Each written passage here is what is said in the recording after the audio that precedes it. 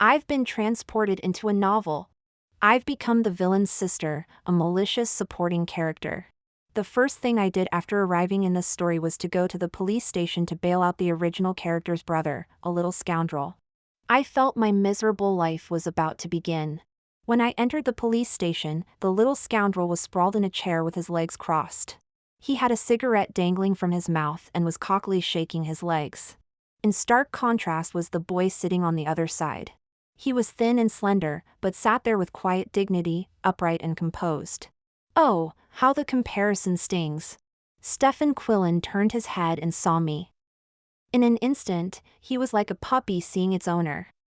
"Sis, you're here." He sprang to his feet and shuffled over to me, head bowed. "Sis, it was him. He hit me. You have to get revenge for me, finish him off." Several beams of righteous light instantly shot in my direction. If looks could kill, I'd surely be riddled with holes by now. This bloke's got some nerve, talking about finishing someone off in a police station. Does he think the officers are carrying toy guns on their hips? Oh, do shut up. Stefan looked at me, puzzled and confused. I couldn't be bothered with him. "Hello, I'm Sylvia Quillen. I'm here to bail out my brother." Seeing my polite tone, the police officer finally withdrew his hostile gaze. "You're here to bail out Stephen Quillen, right? Come over and sign here." "No, I'm bailing out both Stefan and Stetson." "Sis, why are you bailing out Stetson? Shouldn't you be trying to finish him off?" "Shut up." "Yes, the other boy is called Stetson Ashworth, the male protagonist in the book I've been transported into. And Stefan is the villain in the book, a little scoundrel who causes irreparable harm to the growth of the male and female leads. As for me, I'm the villain's sister, a domineering, wealthy, and evil abetting cannon fodder. I contributed greatly to Stefan's villainous career. In the book, my brother and I were a duo of schemers and murderers. I schemed, he murdered.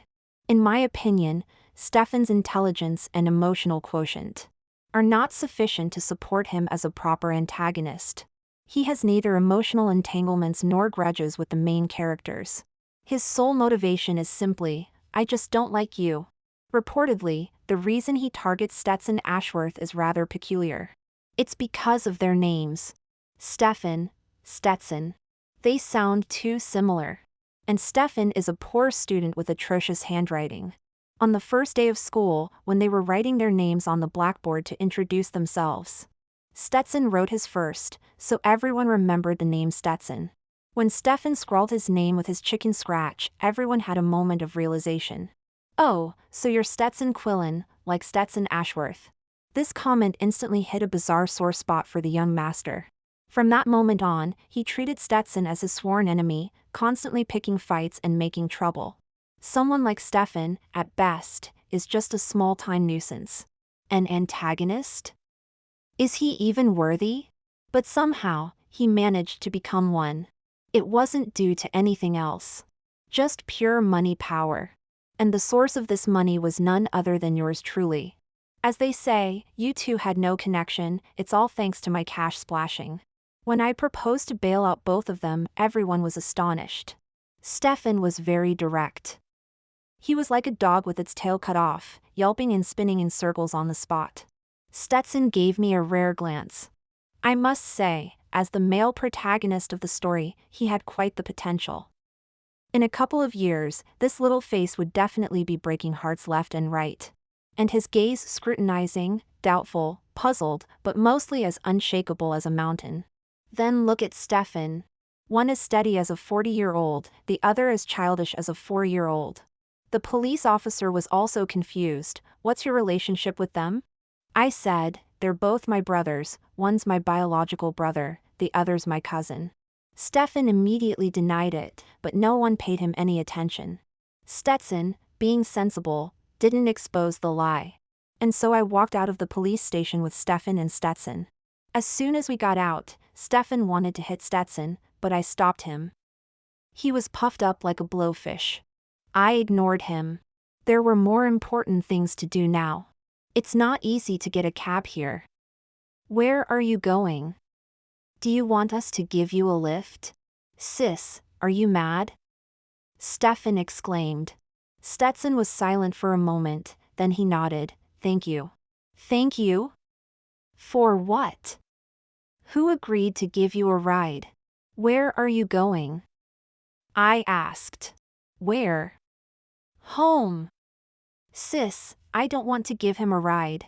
Stetson, Royal Central Hospital, thank you. I nodded. All right, get in the car. You sit in the front.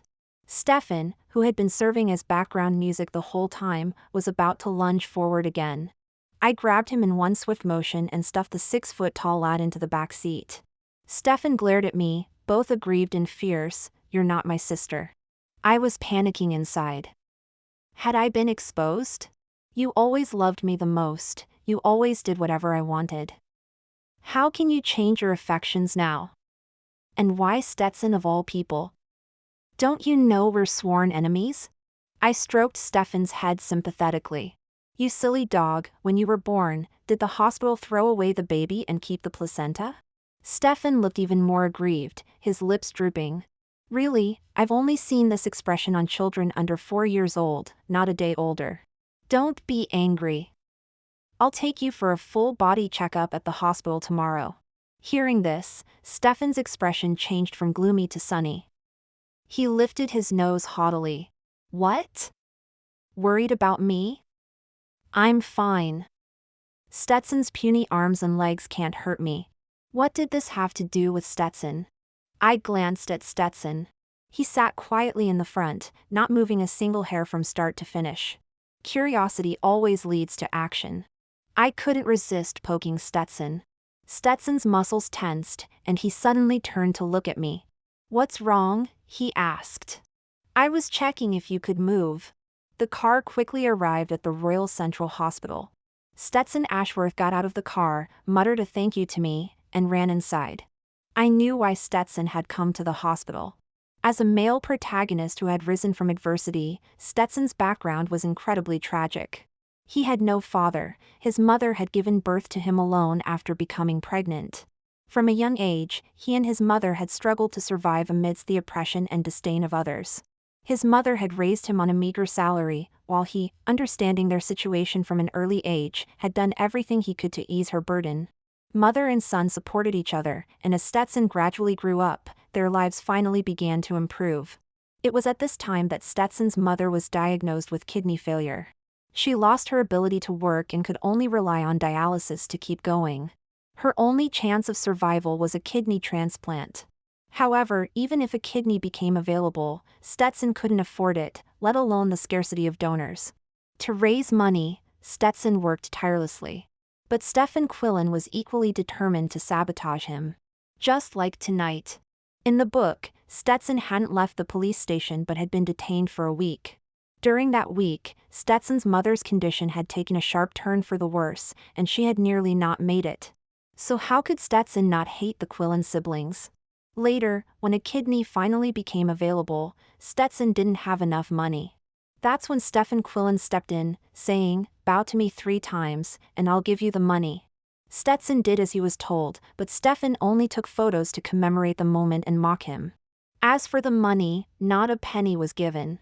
To save his mother, Stetson started fighting in the underground boxing PLC. He earned money covered in blood and wounds, but his mother couldn't wait for him. His mother's passing was like a phoenix rising from the ashes for Stetson, a rebirth through fire. I looked back at Stefan Quillen, who had already collapsed in his seat, fast asleep. What a heartless bastard. Miss, shall we go back? The driver asked. Wait for me a moment. I walked straight into the hospital. It didn't take long to find the ward where Stetson's mother was staying. Stetson sat by the bed.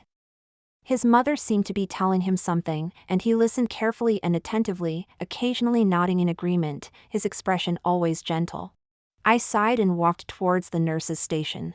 I asked, how much medical fees are owed for the patient in bed 8103? And you are?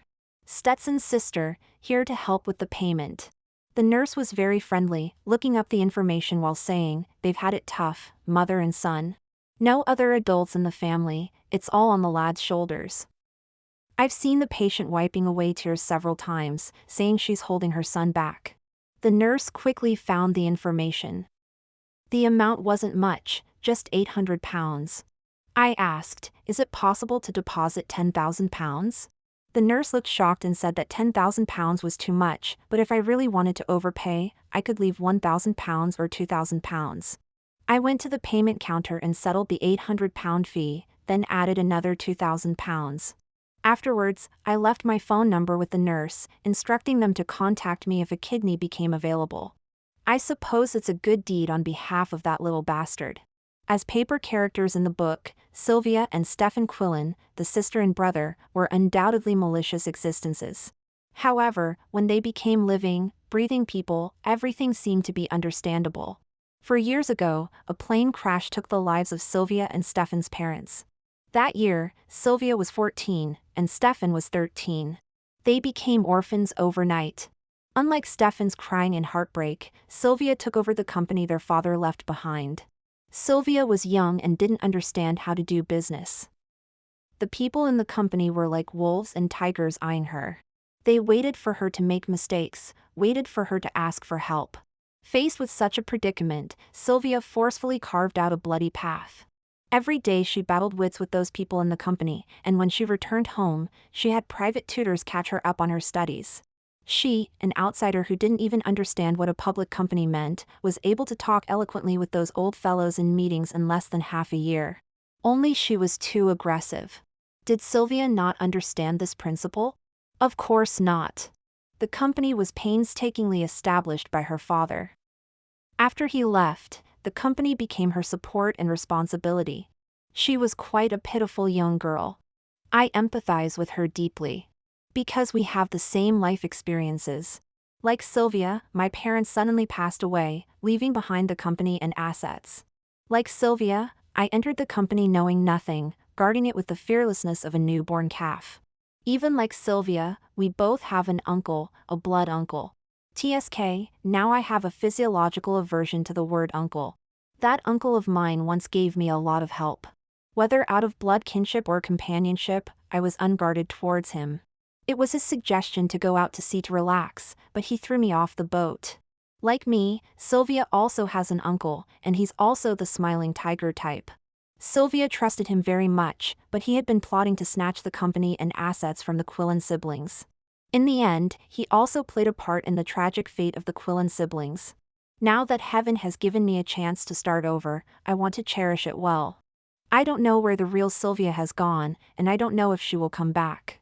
But since I've taken over her life, I'll help her turn things around. At least leave enough money for that little bastard Stephen to squander for a lifetime. As I stepped into the office, a gloomy-looking older gentleman rushed towards me. "Miss Quillen, thank goodness you're here," he exclaimed. How enthusiastic, I thought. "Miss Quillen, we really can't shut down Beaumont Group." "Please reconsider," he pleaded. No sooner had he finished speaking than another man with slicked-back hair approached. "What nonsense are you spouting, Mr. Barker?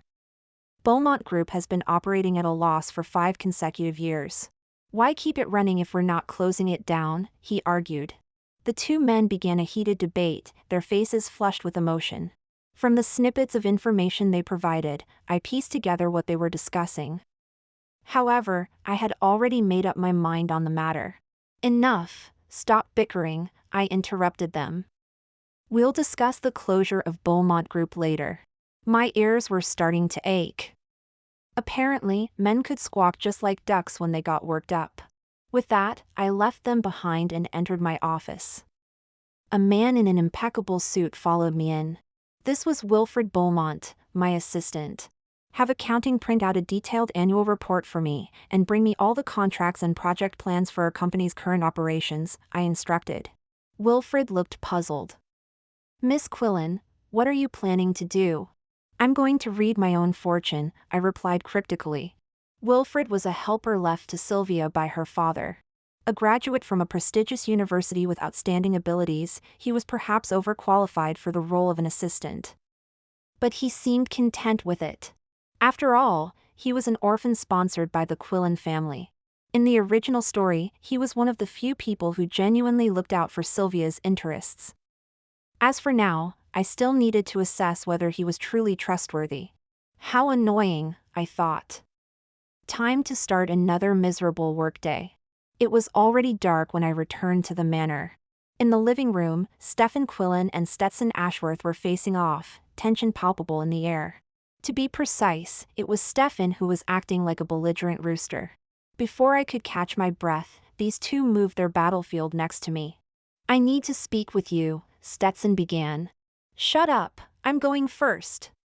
Stefan interrupted, glaring at him. I wiped my face in disgust. "If you're going to speak, do it without spitting." Stefan's handsome face turned red.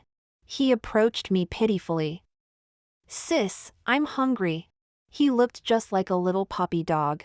It made my heart melt, and I couldn't help but reach out to pat his head. Stefan the puppy cooperated, even nuzzling against my hand. "But why come to me when he's hungry? He should ask the housekeeper." "Oh, right, we don't have one." Even when their parents were alive, there was no housekeeper. Their mother managed everything herself, saying it made the house feel more like a home. After their parents passed away, the two children were even less willing to let anyone into their home. Only the cleaning service comes once a week. So how do they solve the food problem? Sylvia solves it. How can such a busy businesswoman, conquering the corporate world, still come home to cook? The reason is Stefan. Their parents' death hit Stefan hard, most notably in his inability to eat. No matter who cooked or how good it was, he would vomit everything. In just 1 week, he ended up in hospital, surviving on glucose drips. The doctor said it was psychological. So Sylvia started learning to cook. Her first meal was porridge cooked until it was dry, but miraculously, Stefan ate it. To keep Stefan alive, truly, with no high expectations, just alive. Sylvia cooked for him 3 times a day, no matter how tired she was. Even if she was about to faint the next second, she would hold on to finish cooking for Stefan. And Stefan, no matter how badly Sylvia cooked, he could eat it. So Sylvia loves her brother Stefan to the bone. But I don't have a brother. Cooking is too difficult for a female tycoon like me. I stroked Stefan's head. There, let's order takeaway." Stefan pouted, "They don't deliver here. We'll pay extra. There's no meal that money can't solve." "I'll do it." It was Stetson, with his deep, soothing voice that was simply too pleasant to hear. "The kitchen is over there. If you need any help, just ask." "No need, I can manage." With that, he walked towards the kitchen. Stefan looked incredulous. "Him? Cooking? In our house? For us? Has he gone mad? Sis, what if he poisons us?" "No, I must keep an eye on him." I grabbed him. All right, stop jumping around. Let's chat." "Oh, what about? How about your grades?" The little rascal looked at me seriously. "Sis, it's almost dinner time. Let's talk about something cheerful, shall we?" "I don't want to ruin your appetite." "Well, thank you very much." Stetson quickly finished preparing the meal. The aroma of the food made both Sylvia and Stefan swallow involuntarily. I couldn't help but exclaim, "What a good lad." Stefan scoffed, "What's so great about that?" I rolled my eyes. "If you're so capable, why don't you speak without that sour tone? If you dislike him so much, why did you bring him home?" I wasn't surprised that Stetson came to see me, but Stefan bringing him back was highly unusual. Stefan grunted. "Well, since he sincerely asked me," I reluctantly agreed. I patted his shoulder. "Come on, stand up straight and don't be so sheepish." At that moment, Stetson came out carrying the dishes. He said, "I promised to help him with his homework." I suddenly understood. So that's what it was about. Stefan exploded. "Stetson, you're so underhanded. Who told you to tell my sister?" I kicked him lightly. "Getting a classmate to do your homework? You've got some nerve." Stetson spoke again. I lied to him. I laughed mischievously. Stefan's eyes flashed with anger. "What did you say? You lied to me? You must be tired of living." I held back the fuming Stefan. "Let's eat." Stefan looked at Stetson. then at me, and finally sat down with a huff. "What are you sitting there for? Go serve the rice." Seeing Stefan head to the kitchen, Stetson rolled down his sleeves and said, "Thank you for covering my medical expenses. I'll pay you back as soon as possible." I nodded non-committally. "Let's eat first, and I'll see you off later." "No need, I'll leave now." Stetson bowed to me, making me feel quite pressured. I grabbed his wrist. "Why are you being less obedient than our little brat?" I said, "Let's eat first, come on." "Sis, are you insulting me?" Stefan's voice came eerily from behind. One really shouldn't speak ill of others behind their backs. Under my forceful persuasion, the protagonist and antagonist of the story shared a harmonious meal together. After dinner, I changed into a pair of flats and took Stetson to the garage. As soon as we got in the car, I stepped on the accelerator. The car lurched forward suddenly. I quickly hit the brakes. Stetson's muscles tensed, and his hand instinctively grabbed the door handle. "Look, let me explain." I started. "You see, I really can drive. It's just been a while, so I'm a bit rusty." Stetson looked at me and slowly nodded. I felt he didn't believe me. I proved to him with my actions that I was actually an experienced driver. Seeing his hand finally release the door handle, I felt quite pleased. I asked him, "Does Stefan bully you every day at school?" Stetson looked up at me in surprise, then said, "He picks on me occasionally, but I wouldn't call it bullying." What a perspective! As expected of the protagonist. How does he pick on you? Stetson briefly described some incidents. They included knocking over his desk, pretending to accidentally spill water on him, verbal taunts, dirtying his clothes, and the occasional fistfight. How childish. Stetson said, "If you're concerned about Stefan, there's no need." I don't mind. I clicked my tongue. You're just kids, focus on your studies. Why think about all this? I'm not giving you this money for nothing. Let's make a deal, shall we? Stetson asked, "What kind of deal?" "Keep an eye on that little brat Stefan for me. If he does anything bad, let me know. I'll pay you £1,000 each time. Also, his grades. If I remembered correctly, Stefan's grades were consistently among the bottom 3 in the class. If you can tutor him and help improve his grades, I'll give you £1,000 for each rank he moves up." I paused, then added, "I think you could get rich off Stefan." Stetson chuckled quietly. I glanced at him. The corners of his mouth turned up slightly, his eyes gently curved. What a stunningly handsome face. "You should smile more often. You're just a kid, why so serious all the time?" Stetson replied, "I'm not that young. Anyone under 18 is still a child. I'll be 18 in 2 months. Oh really? When's your birthday?" "November 26th. I nodded, "All right then, I'll get you a gift when the time comes." When I returned home with pastries, Stefan was curled up on the sofa, looking lost in thought. I offered him some pastries, but he shook his head, saying he wasn't hungry. "You're back. I'll go to bed now," he said. Was he waiting for me? This lad is quite endearing. In the middle of the night, I heard a thud outside my door. As soon as I opened it, a seated figure toppled straight in. Thankfully, I had the light on. Otherwise, I'd have been scared to death. It was Stefan, asleep at my doorstep, hugging a pillow. Seeing me, he scrambled to his feet, ready to bolt. I caught him and pulled him into my room. I recalled a small detail from the book.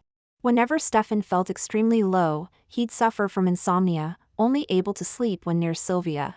In the book, Sylvia died before Stefan. After Sylvia's death, Stefan practically lived in the cemetery, spending his days listlessly leaning against her gravestone until he eventually froze to death there. This thought pierced my heart. "Stefan, what's wrong?" Stefan sat on the chair, head bowed. He clearly didn't want to talk. I rubbed my temples and spoke more firmly. "Stefan, talk to me." Stefan remained silent. I waited patiently. After what felt like half a century, he spoke. "Sis, will you ever not want me? What nonsense are you thinking in that little head of yours?" Stefan's mood was visibly low. He said, Sis, do you think I'm terrible? Do you wish Stetson was your brother instead? Was he jealous? Had I been too friendly towards Stetson? Stefan, you need to understand, there are many people in this world better and more accomplished than you. Stefan's head snapped up. So, you do find me disappointing? I lightly tapped his forehead with the back of my hand. But there's only one person in this world for whom my affection is unconditional. Stefan froze, his eyes visibly brightening. Stefan, you don't have to be exceptional or perfect. You can even be naughty. It doesn't matter. No matter what you're like or what you do, I'll always love you. I'll never leave you. Sis! The silly boy was moved. He threw his arms around my waist, burying his face in my embrace and starting to act cute. I pushed him away in mock disgust. You're tickling me. The emotional groundwork was well laid. I thought it was a good time to offer some life advice on the back of this emotional outpouring. I said earnestly, but Stefan, I do have expectations for you. Like your studies. Stefan, suddenly full of energy, stood up. Sis, I love you. Sis, I'm sleepy. Sis, good night. Watching Stefan's retreating figure, I clenched my fist in frustration. Due to Stefan Quillen's late-night antics, I overslept the next day. When I arrived at the office, Wilfred Beaumont had been waiting for me for ages. He was thoughtful enough to prepare a sandwich and coffee for me. I decided to give him a bonus at the end of the year. I took a bite of the sandwich. I don't like tomatoes. Please don't add them next time, I said. Wilfred froze on the spot. Understood. I froze as well. I realized I had made a blunder. This was definitely Wilfred's own breakfast. It's all Stefan's fault, that little rascal. Come in, I have something to discuss with you. When I mentioned giving up and transferring several projects, Wilfred looked at me in surprise. Wilfred and I had both chosen the Westmount Scenic Area Development Project. This project required high investment but promised high returns. However, the payback period was too long, and I couldn't afford to wait. Against everyone's advice, I started negotiating the price to sell the project to other companies. The company has been hectic these past few days. I've been run off my feet, barely having a moment to think about Stefan. I haven't a clue if that little rascal has been causing any trouble. Stetson hasn't been giving me any inside information either. Some undercover agent he is. Oh well, I might as well pop by the school for a surprise inspection. My timing couldn't have been better. I arrived just as everyone was heading to lunch. Blast! How am I supposed to find that little troublemaker in the sea of people? To make matters worse, Stefan's mobile is switched off. He better not be up to no good behind my back. With no other option, I rang Stetson. As luck would have it, just as the call connected, I spotted Stetson in the crowd. He was walking alongside a delicate-looking girl. She was quite pretty, catching the eye even in the simplest school uniform with her hair in a ponytail. Wait a minute, could she be the female lead? I jogged over to them. Stetson ended the call and asked, "Here to find Stefan?" I ignored him. "We'll talk about that in a bit." "Hello there, little miss. What's your name?" I asked. The girl looked at me innocently, then glanced at Stetson. I said, "I'm Sylvia Quillen." "You can call me Sylvia." "Nice to meet you, Sylvia," she replied sweetly. "What a darling. And what's your name, dear?" "I'm Winifred Sinclair." Winifred Sinclair, she really is the female lead. The Shy Bunny and the Ice King, what a delightful pair. Winifred, what a lovely name. Say, why don't we all have lunch together? That won't be necessary, Stetson interjected. I shot him an exasperated look. He really doesn't know how to play along, does he? Nobody asked you, I retorted. As I was about to say more to Winifred, Stetson grabbed my arm and started pulling me away. "Come on, I'll take you to Stefan." As we walked, I called back to Winifred, "I'll come see you again soon, Winifred." Once we were out of earshot, Stetson suddenly said, "You really enjoy playing the big sister, don't you?" I looked at him quizzically. "What's that supposed to mean?" "Well, it's because she's your girlfriend, isn't it?" Stetson looked utterly perplexed. Since when is she my girlfriend? Oh, not yet then? Honestly, do I have to do all the matchmaking around here? Can't you two sort yourselves out without Stefan playing Cupid? Well, you'd better get a move on then. Stetson, I'm not interested in her. I changed the subject. Has Stefan been bullying you lately? No, he hasn't. I breathed a sigh of relief. That's good to hear. If he does bully you, make sure you tell me. Under Stetson's guidance, I finally found Stefan in a posh restaurant. He mentioned that Stefan likes to dine here. I wondered how he knew that. He said he'd seen him here before. I didn't believe for a second that Stetson would pay such close attention to Stefan's whereabouts, unless... Did you used to work here part-time? Stetson's expression said it all. And you quit because of Stefan, didn't you? Stetson's face remained impassive as he replied, partly. Whatever the reason, I apologize on his behalf. Stetson lowered his gaze. There's no need.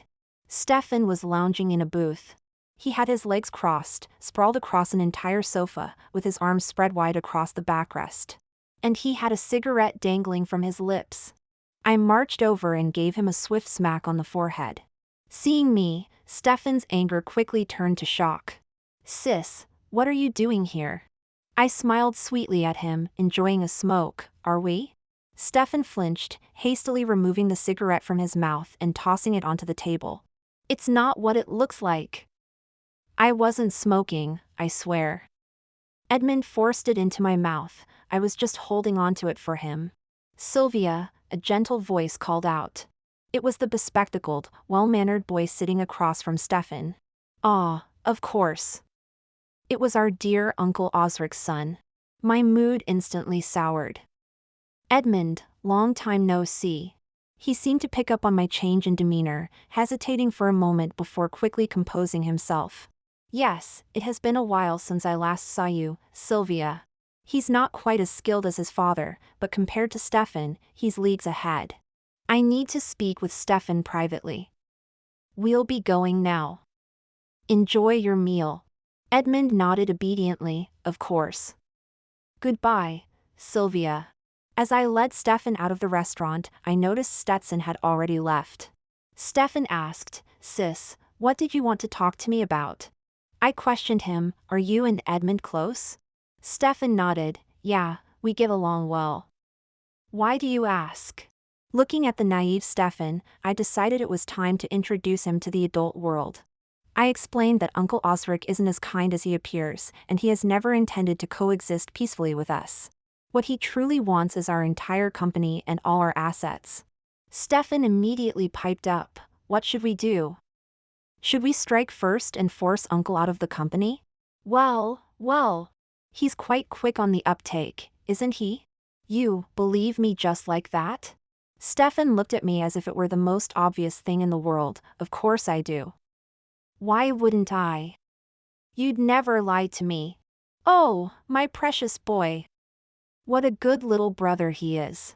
Don't worry about Uncle Osric, I'll handle it. You're growing up now. Just be careful when you're around Edmund. Don't let him trick you, all right? The company's affairs were progressing smoothly.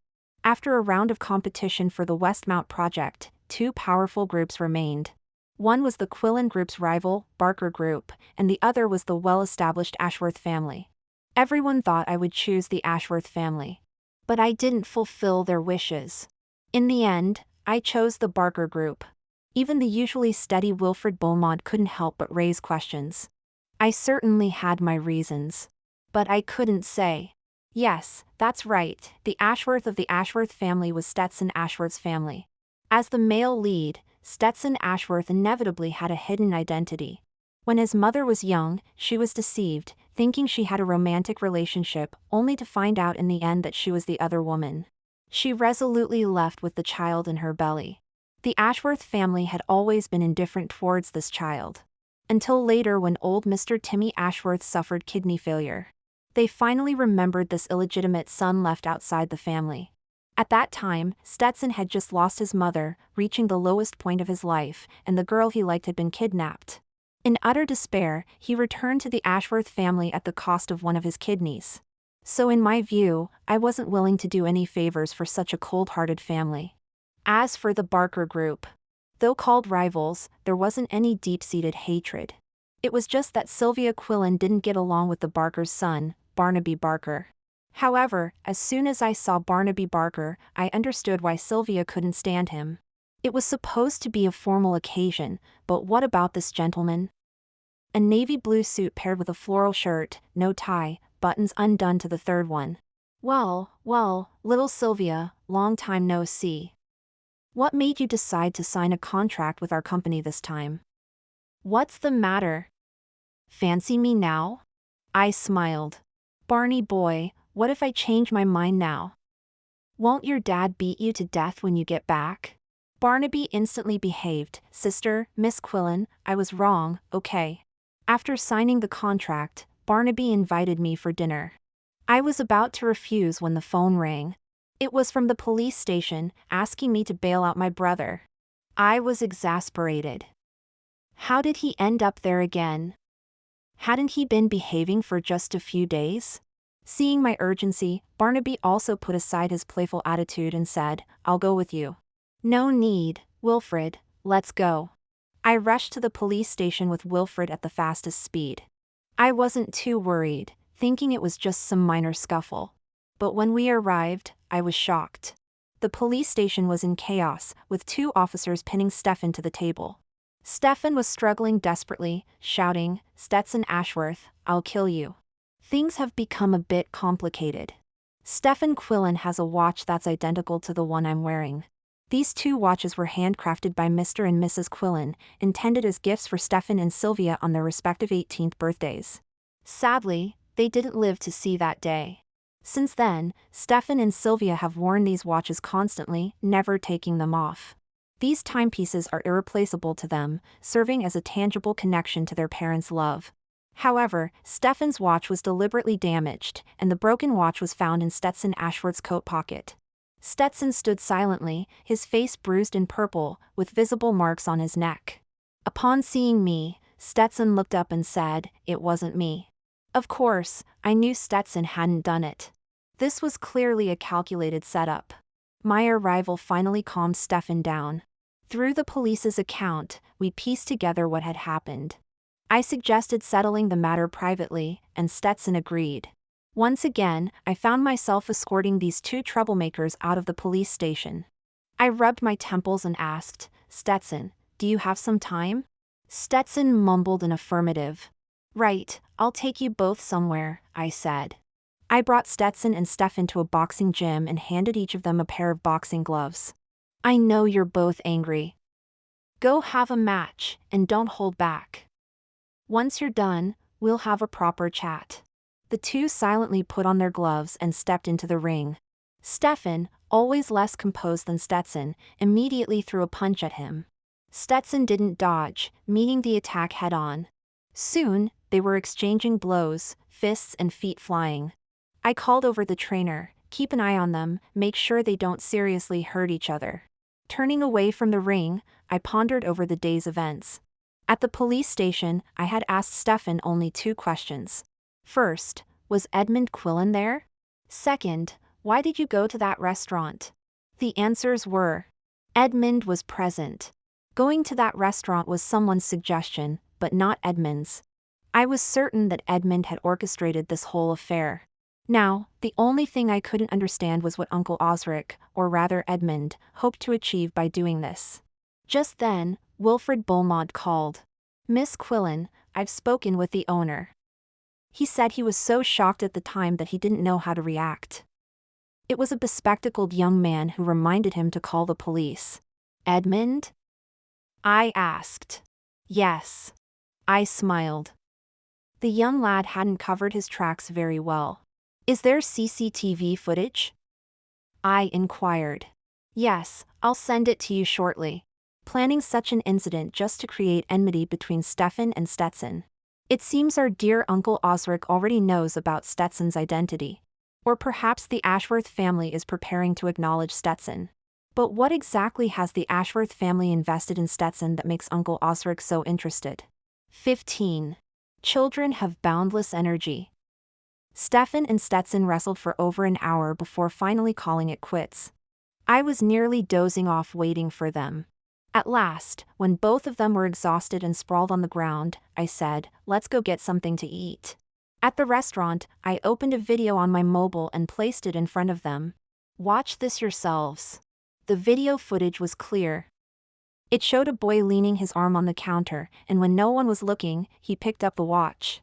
Then, when Stetson was paying the bill, the boy slipped the watch into his jacket pocket. The next clip showed the same person pulling Stetson's jacket to the floor. And it was also him who finally stepped on it. Stefan's face darkened. I asked, was it also his idea to change restaurants?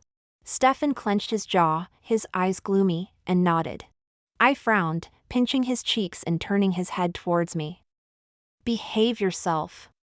Don't cause any trouble for me." Stefan swatted my hand away. "Why should I? He set me up and ruined my watch. Why should I let him off?" I rolled my eyes. The little brat didn't even know to ask why. But why would he do this? At least there was one smart person. I looked at Stetson appreciatively. He's just a scapegoat. The person with the real motive is him. I pointed at the man who had remained calm on the outskirts of the chaos. "Edmund Quillen?" I gave Stetson a brief overview of the grudges between Edmund and us. Stetson fell into deep thought. What's Edmund's purpose in doing all this? All this trouble just to make me and Stefan enemies? He didn't think there was anything about him worth such scheming. "Did you do a kidney compatibility test for your mother?" Stetson nodded. "Do you know who your father is?" Stetson shook his head. In the end, I told him about his connection to the Ashworth family and the fact that Timmy Ashworth needed a kidney transplant. I believed it wouldn't be long before the Ashworth family would come to contact him. Rather than let him suffer a sudden shock, it was better for me to tell him about this matter. Timmy Ashworth wanted Stetson's kidney, and he wanted Stetson to willingly offer it up. Perhaps it was the perverse pleasure of those in power. According to the information I had Wilfred investigate, Stetson was very likely to be the sole heir to the Ashworth family. That's why my dear Uncle Osric had placed his bet on Stetson. My statement plunged Stetson into silence. Despite his emotional maturity, he was still just a 17-year-old boy. Stefan had already frozen in place. No one had any appetite left for dinner. Before leaving, I said to Stetson, "Call me if you need anything." Stetson gave me a blank look. Without a word, he turned and disappeared into the night. Stefan felt like his life had taken a surreal turn. "Blimey, Stetson's got it rough, hasn't he?" I patted his head. "You silly boy, try to be more considerate." After returning home, I had a good chat with Stefan about today's events. The shock of Stetson's family situation had helped Stefan recover his mood considerably.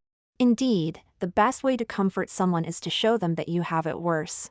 Uncle Osric was constantly meddling in the children's affairs, so I decided to give him something else to worry about. I have to thank Barnaby for this. He was the one who tipped me off and provided the information. He awkwardly said to me, "Just giving you a heads up, take it or leave it."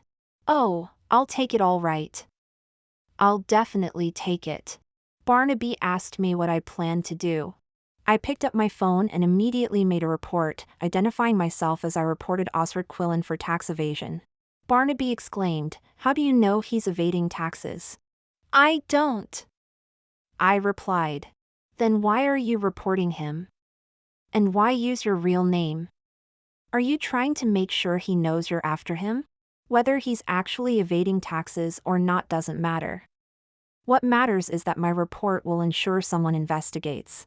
As for using my name, I want him to know it's me. This is between us adults, he needs to leave the kids out of it." "Did he mess with your brother?" "Yes, he did." Barnaby nodded in understanding. "Call me if you need anything. Don't try to handle this alone." I looked at him suspiciously until his ears turned red. You don't fancy me, do you?"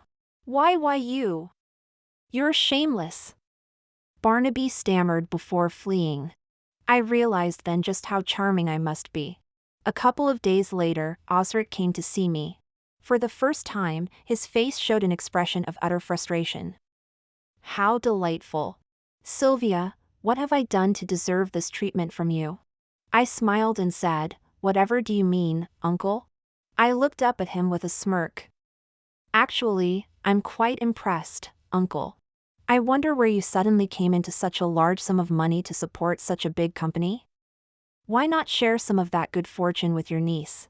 Oh, how we've grown apart! Osric exclaimed. He scrutinized me with his gaze before leaving in a huff. Did he think this was over? No, this is just the beginning. Stefan seemed to be in an exceptionally good mood today. I could hear him humming a tune even from outside the door. What's up? Won the lottery? I asked. Stefan scoffed. Money? How vulgar. The little rascal was eager to share. He said he'd beaten someone up today, giving Edmund Quillen and Cecil Ingram a good thrashing. Cecil was the unfortunate lad who had stepped on and broken his watch. I fell silent. Had I failed as a parent?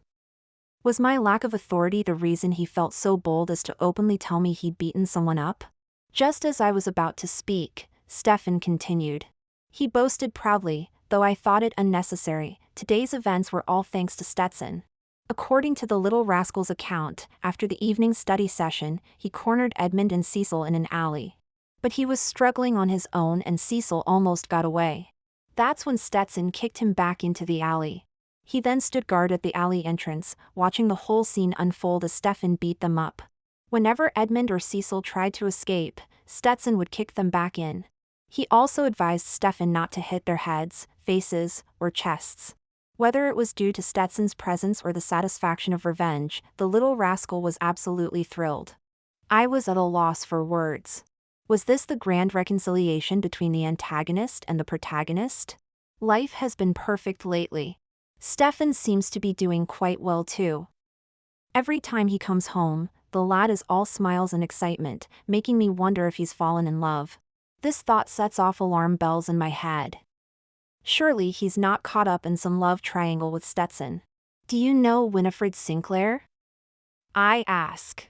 Stefan nods. Yes, why? Do you like her? Would you want to date her? I watch him intently, determined not to miss a single expression. Stefan looks disgusted. Date? Are you mad? I'm a germaphobe. I don't fancy swapping spit with anyone. I've overthought it. This little twerp hasn't even begun to think about romance yet. Stefan mentions he had dinner at Stetson's house today. I'm surprised their relationship is progressing rapidly.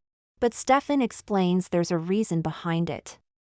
He says Stetson was cornered by a group of thugs trying to rob him, and Stefan happened upon the scene. So he joined the fight. But they were outnumbered, and soon he and Stetson were losing ground. And guess what happened next? A few blokes rushed in and chased them off in no time. There really are good people in this world. Oh, you sweet, naive brother. Those were the bodyguards I arranged for you. It seems the Ashworth family can't resist meddling with Stetson already. Since you're friends now, look out for him in the future, will you? Stefan looks uncomfortable. Who says we're friends? If you're not friends, why did you go to his house? Stefan lifts his chin. He begged me to. All right, he begged you. Osric Quillen is becoming increasingly frazzled these days. The harder his life gets, the happier I become. In the midst of my busy schedule, I even managed to attend a parent-teacher conference for the little brat at his school. I dressed elegantly and wore subtle makeup. With my natural beauty that's hard to conceal, I was sure to outshine everyone there. I thought to myself, little brat, I'm making you look good. In the classroom, I saw Stetson Ashworth's mother.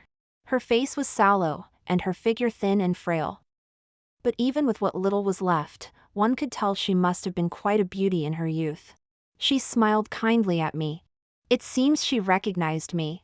I smiled back at her. The parent-teacher conference began shortly. And soon I regretted my choice of attire. I should have worn a tweed outfit and a face mask. This little brat had successfully achieved the lowest score in the class for this month's exam. With his grades and my appearance, I'm sure everyone present will remember me vividly. After the conference, Stetson's mother called me over. Stetson and Stefan also approached.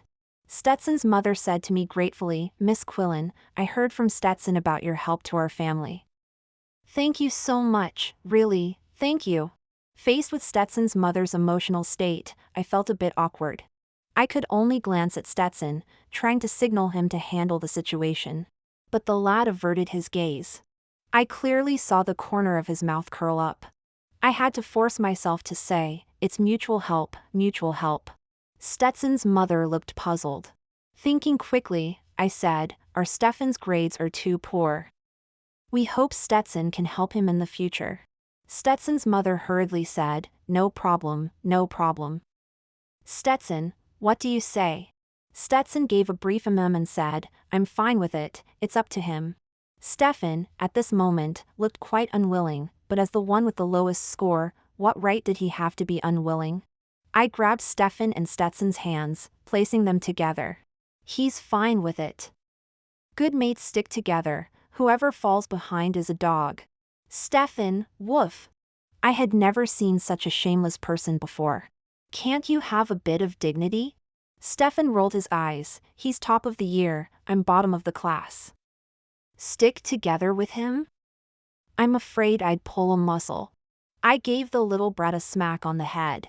Facing Stetson's mother, who was trying not to laugh, and Stetson, who was visibly holding back his laughter, I felt I had lost all face, inside and out. I awkwardly said, "Well, he's not quite right in the head." Stetson's mother looked at me with a smile. "Miss Quillen, I'd like to invite you and your brother to our house for a meal. Would that be all right?" I wanted to refuse. After all, having an ill person cook for us would give me a great sense of guilt. But the little brat kept tugging at my clothes from behind. So I could only nod in agreement. For our first visit, despite Stetson and his mother insisting it wasn't necessary, I still bought 2 large bags of fruit. Stetson's mother felt quite embarrassed. "We invited you for a meal, yet you're the one spending money." To comfort her, I said quietly, "Our Stefan is quite picky with food, but he really likes your cooking. We might have to trouble you often in the future, I hope you won't mind." Stetson's mother's face lit up at this. "Not at all, not at all. You're more than welcome." I beckoned to Stetson. "What part-time jobs are you doing now?" Stetson didn't hide anything and told me directly that he was only working the night shift at a convenience store now. "I have a part-time job here, with flexible hours and good pay. Would you like to consider it?" Stetson shook his head without a second thought, refusing immediately. "No need, I can manage."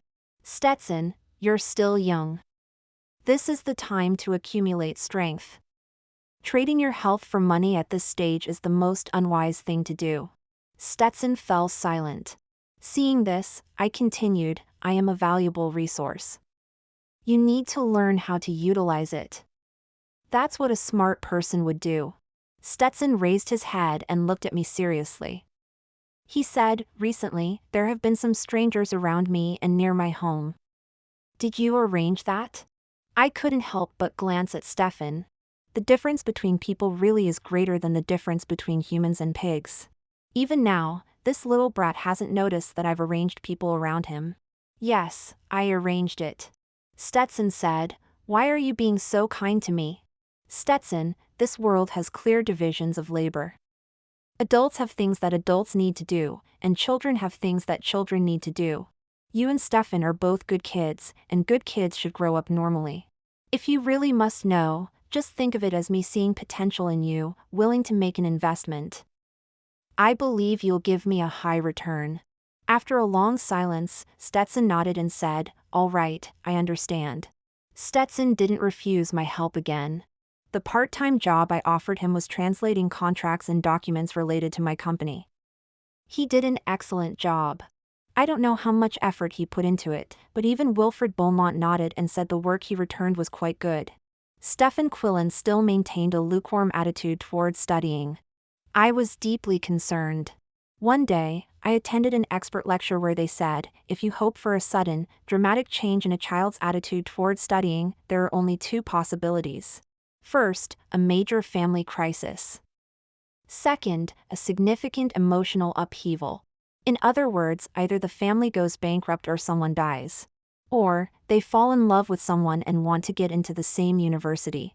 Given the little rascal's current mindset, the latter was certainly impossible.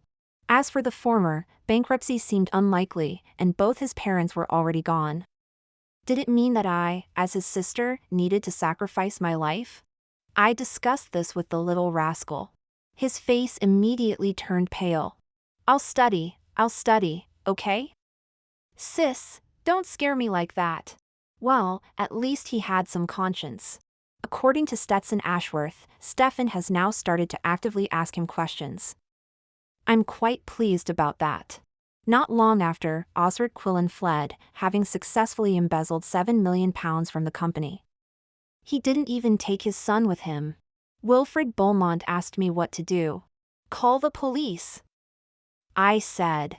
On the third day after Osric Quillen's escape, I received a call from Stetson Ashworth. He told me Stefan Quillen had been kidnapped. Originally, both of them were to be abducted, but as they were being forced into the car, Stefan used his last bit of consciousness to kick Stetson out. The security detail assigned to protect Stetson and Stefan arrived shortly after. The kidnappers could only abandon Stetson and take Stefan. When I received Stetson's call, I was already on my way to the outskirts of town. Earlier, I had received a call from Osric Quillen, who said, I have Stefan. If you want him to live, come alone. Otherwise, prepare to see your brother's corpse. I told Stetson, I understand. I'll handle this. Then I hung up. It wasn't that I didn't want to say more to him. It was because I was lost.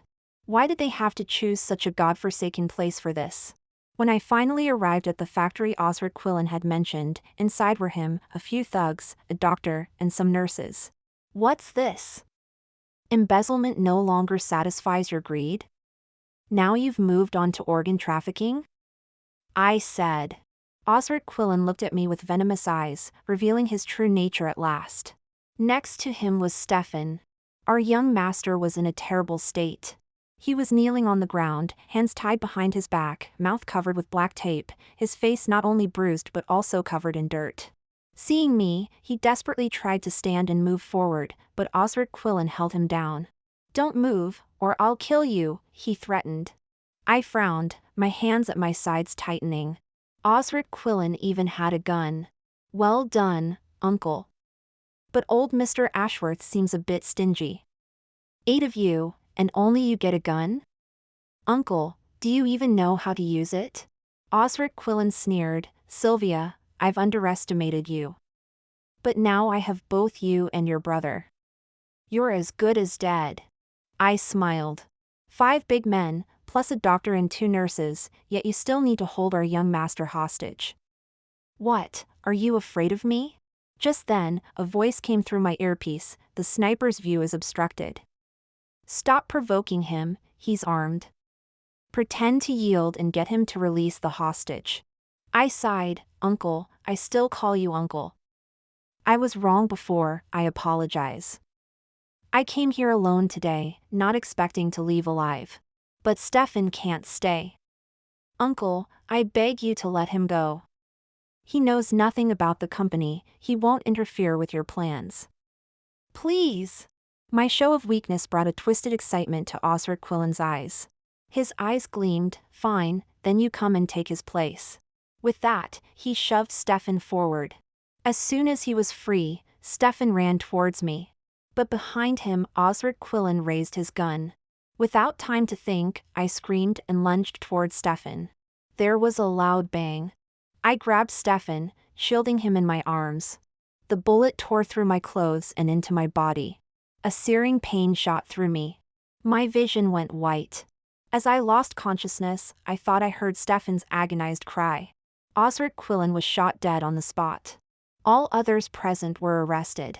They revealed the mastermind behind the operation was Timmy Ashworth. They had kidnapped a young man on his orders. They had removed a kidney from the young man as instructed. As a result, Timmy Ashworth was arrested for investigation.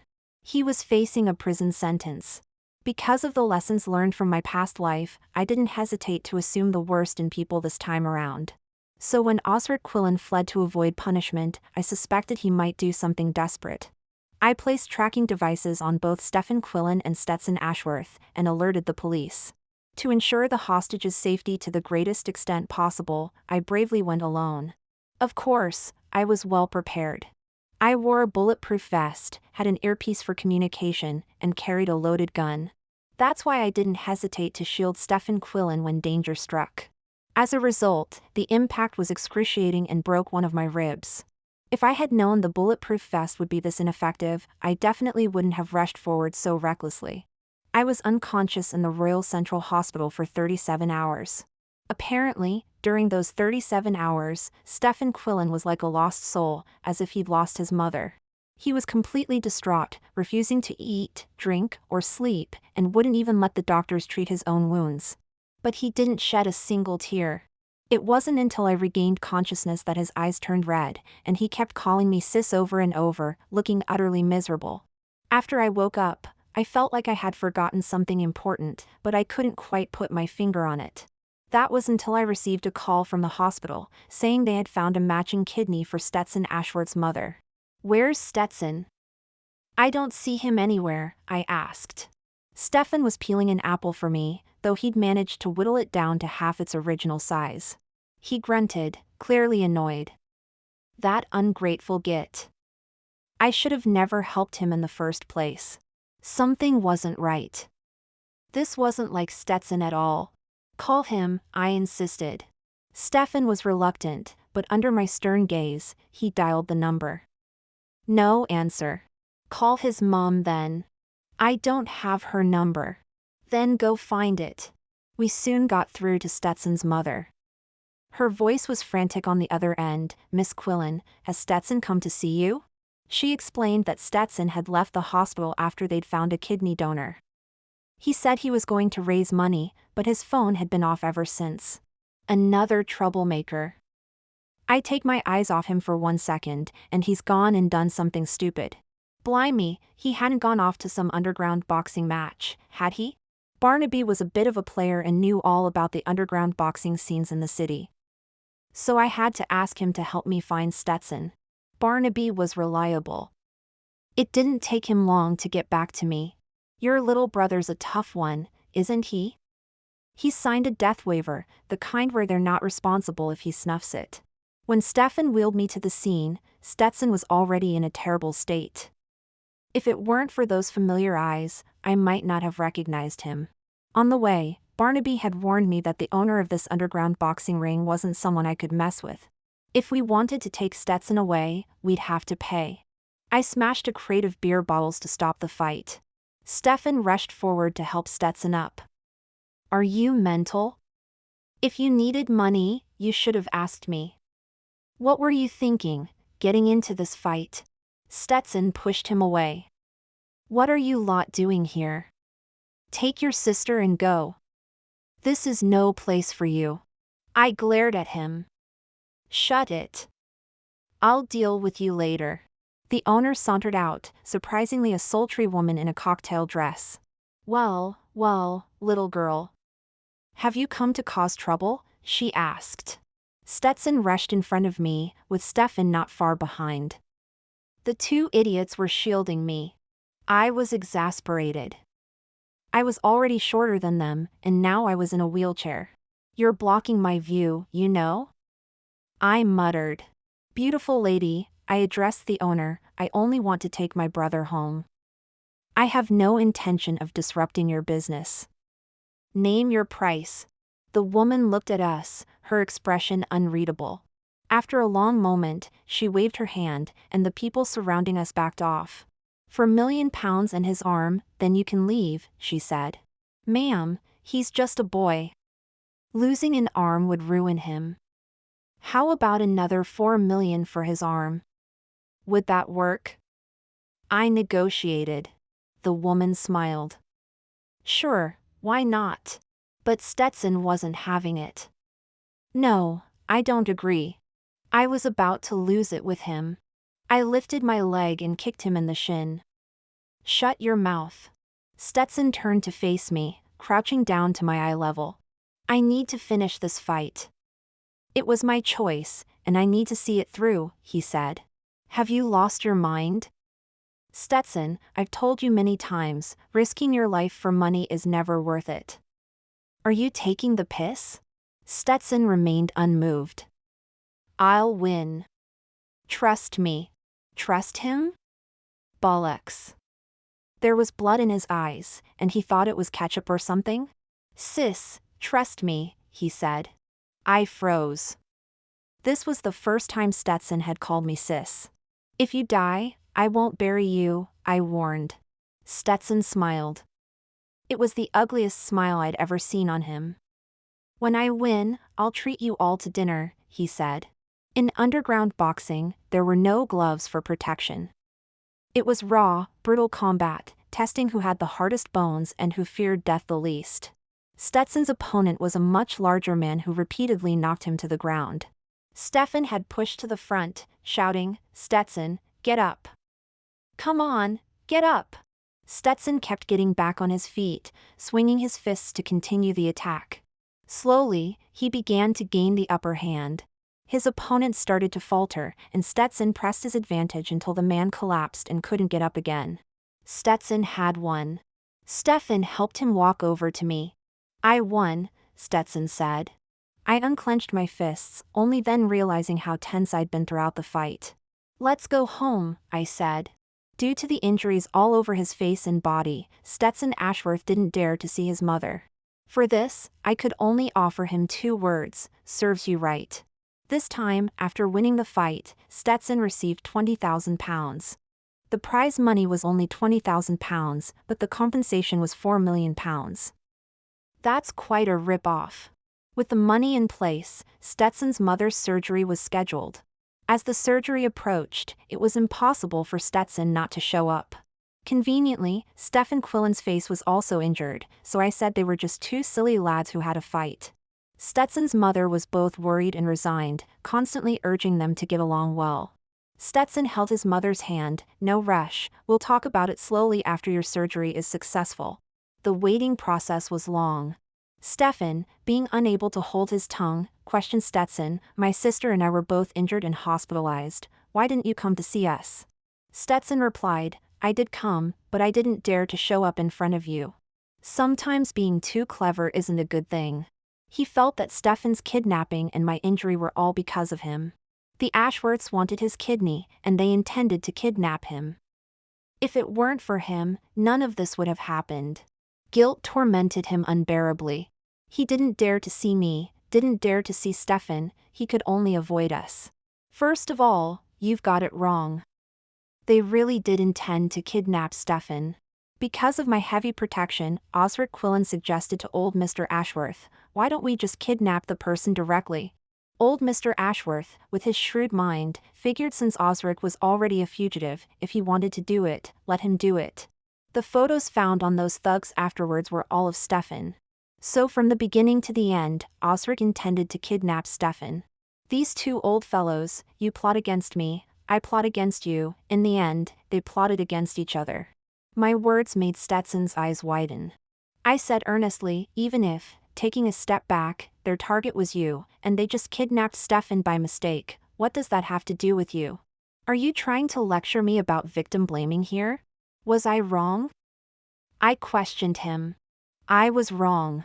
Stefan was happy that the friend he had acknowledged wasn't a fair-weather friend.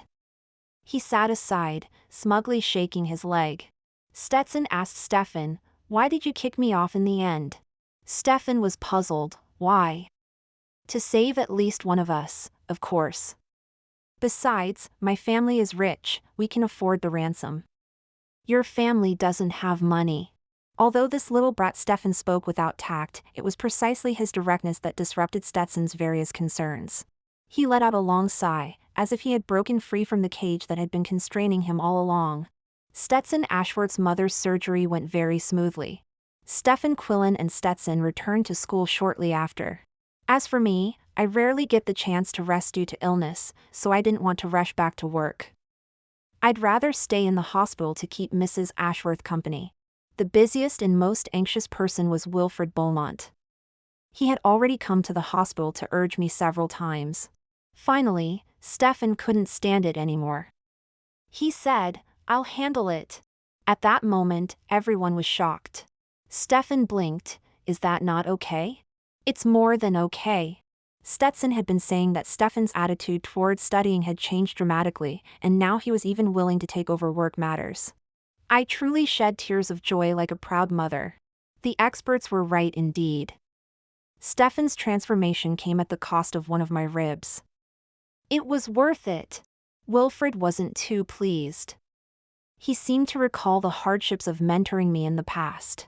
The dual pressure of studies and work had replaced Stefan's original innocence and purity with maturity and worldliness. That day, he lay his head on my bedside and said, "Sis, I'm so tired. I admit my heart softened, then focus on your studies, and I'll handle the company matters." Stefan shook his head. "No need." He said, "Wilfred told me that you used to be 100 times more exhausted than I am now, and you still had to take care of me. Sis, I never knew you were so tired. I'm not the Sylvia from before, so I couldn't answer whether she was tired or not. But for me, when I gave up studying and everything else to take on that company, I was exhausted but gritted my teeth and carried on." Tired? How could I not be tired? But no one had ever asked me if I was tired. Now, when Stefan said those words, I felt a mix of emotions. He said, "Sis, don't worry. I'll handle it well, and Stetson will help me too." I looked up, and Stetson was standing in the doorway. These two, whom I had treated as children since I arrived, seemed to have slowly grown into adults that one could rely on. He said, "Sis, you should go to university. I know it's your dream and your regret. I never went to university. I've never felt that my knowledge or life experience was any less than those who did attend university. However, missing out on that experience has always been a regret of mine. If things had gone according to plan, both Stefan and I would be at university now. But we both gave that up." I admit, when Stefan suggested this idea, I was shamefully tempted. I wanted to go to university. And that's exactly what I did. Stetson Ashworth became our private tutor. He was the most patient tutor I'd ever met.